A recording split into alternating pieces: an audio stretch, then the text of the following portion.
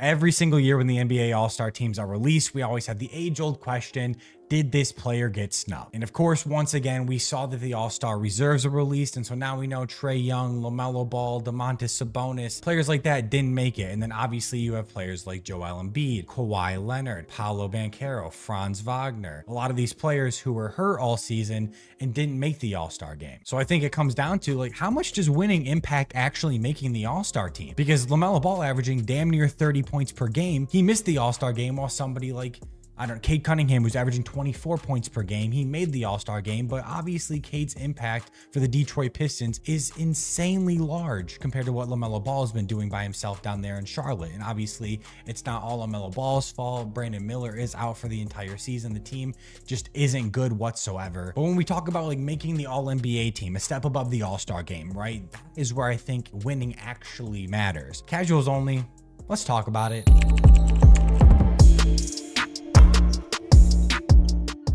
So let's have a chat here, right? The reserves were just released today as I'm recording this, and you have 1 Cavalier, 2 Cavaliers, and then Donovan Mitchell, 3 Cavaliers. So winning does indeed play a part in making the All-Star game, right?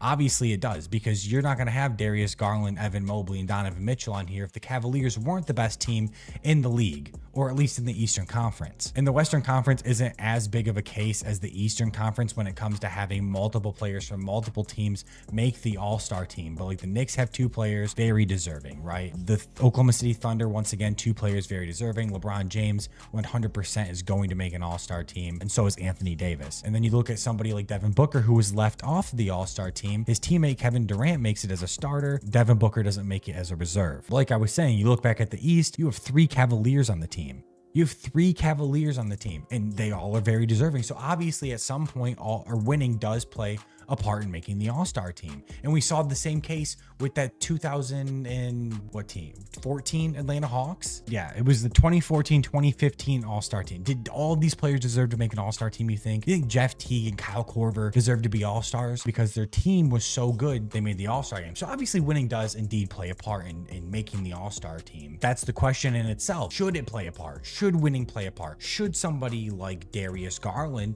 make the All-Star team over somebody like LaMelo Ball, who's averaging damn near 30 points? And I'm not here to tell you if that is the correct way to go about it. I genuinely don't really have an opinion on it. So I'm kind of curious what you guys have to say. That's the whole reason I'm making this video, is just to get this question out there and see what the people have to say about it. We look over here at the All-NBA snub teams. LaMelo Ball, obviously. Devin Booker, like I just said, Devin Booker probably should have made the All-Star game, but the Western Conference is stacked, man. And then you think about, like I mentioned earlier, all of these players that didn't make it based on injuries and just missing games: Joel Embiid, Chet Holmgren, John Morant, Zion, Luka, Paolo, Franz, Kawhi, Paul George.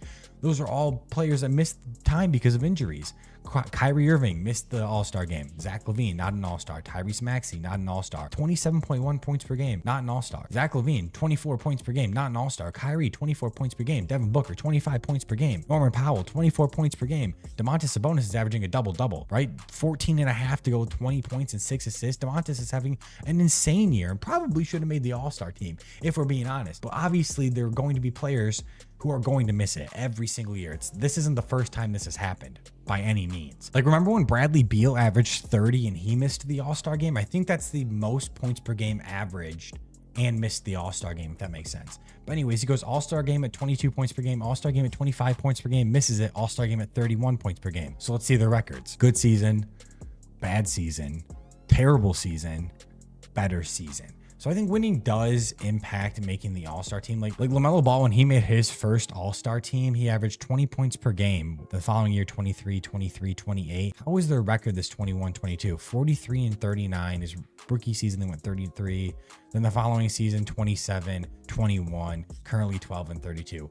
So I would say that winning probably impacts if you're making an All-Star team. That's just a conclusion I have come to after just talking this out loud with you guys, is that winning does indeed impact if you're making an All-Star team or not. Now, the next question is, do I agree with that? Do I agree that winning plays a part in making the All-Star team? I don't know, because there's a thing called the All-NBA team, which is for like the elite of the elite players on the league's best teams, or the teams that are at least winning the most in the NBA. NBA, right? When you think about like Cade Cunningham, who has a very good chance of making an All-NBA team, the Pistons are probably going to finish around 500. But of course, he's going to make the All-NBA team compared to somebody like LaMelo Ball, who's probably not going to make the All-NBA team because his team blows. But honestly, I don't know. I literally just came on here to talk it out because I wasn't sure how I felt about it until maybe now, honestly, just talking with you guys and thinking about it, talking it out loud. I guess I kind of think that winning does play a part in the All-Star game, and should that actually matter, I would say yeah. The whole point of playing basketball is to win, right?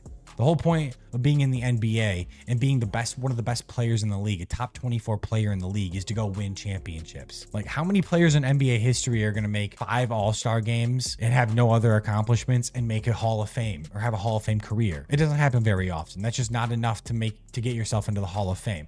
So I think the whole point of playing basketball is to win championships, right? The whole point of playing a team sport like this, or any sport professionally, is to win, is to be the best, is to be the greatest. And how do you be the greatest? You stack up championships, you stack up wins, you stack up accolades. And I think if you're going to be on a team that has 12 wins and we're 40 something games into the season, the chances you're going to make that All-Star team are pretty slim. Now, when you look at somebody like Trae Young, for example, though, because we didn't even really talk about the season that Trae Young is having, 22 points per game, which is pretty much a career low for him almost. 11.4 assists, a career high for him. And his team isn't nearly as bad as LaMelo Ball's team, right? The Atlanta Hawks are sitting at 22 and 25, ninth in the East, like 10 more wins than LaMelo Ball. Maybe Trae Young got snubbed, but are you adding him over once again? A Darius Garland is probably the one that you're going to come to every single time you try to add somebody and remove somebody. Darius Garland's a guy. He's averaging around the same amount of points, a lot less assists for Darius. Obviously, his team has 35 wins right now, 38 wins. So yeah, winning, it seems like, does indeed impact if you're making the All-Star game. But let me know your guys' opinions, of course.